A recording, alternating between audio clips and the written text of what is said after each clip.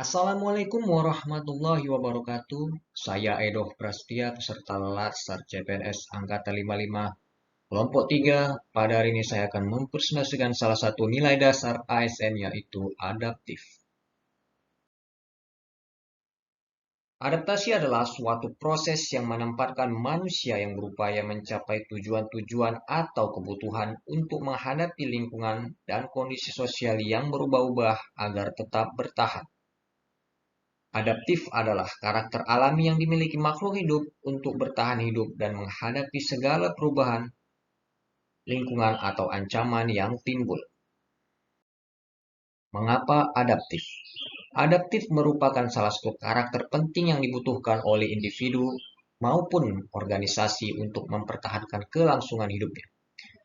Terdapat alasan mengapa nilai-nilai adaptif perlu diaktualisasikan dalam pelaksanaan tugas-tugas jabatan di sektor publik, seperti diantaranya perubahan lingkungan strategis, kompetisi yang terjadi antar instansi pemerintahan, perubahan iklim, perkembangan teknologi, dan lain sebagainya. Kata kunci adaptif, inovasi, antusias terhadap perubahan, proaktif. Batasan pengertian dari adaptasi. 1. Proses mengatasi halangan-halangan dari lingkungan. 2. Penyesuaian terhadap norma-norma untuk menyalurkan. 3. Proses perubahan untuk menyesuaikan dengan situasi yang berubah. 4. Mengubah agar sesuai dengan kondisi yang diciptakan. 5. Memanfaatkan sumber-sumber yang terbatas untuk kepentingan lingkungan dan sistem. 6. Penyesuaian budaya dan aspek lainnya sebagai hasil dari seleksi alamiah. Organisasi adaptif. Fondasi organisasi adaptif dibentuk dari 3 unsur dasar, yaitu landscape, pembelajaran, dan kepemimpinan. Elemen budaya adaptif menurut manajemen Advisory Service UK yang perlu menjadi fondasi satu purpose. Organisasi beradaptasi karena memiliki tujuan yang hendak dicapai. 2. Cultural value. Organisasi pemerintah mengemban nilai-nilai budaya organisasional yang sesuai dengan karakteristik dan tugas dan fungsinya. 3. Vision.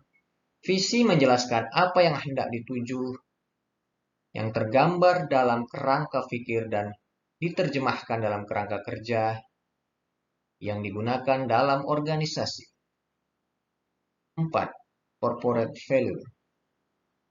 Seperti halnya nilai budaya organisasi di atas, maka nilai-nilai korporat juga menjadi fondasi penting dalam membangun budaya adaptasi dalam organisasi. 5. Corporate strategy. Visi dan value menjadi landasan untuk dibangunnya strategi-strategi yang lebih operasional untuk menjalankan tugas dan fungsi organisasi secara terstruktur, efisien, dan efektif. 6. Struktur. Struktur menjadi penting dalam mendukung budaya adaptif dapat diterapkan di organisasi. 7. Problem solving.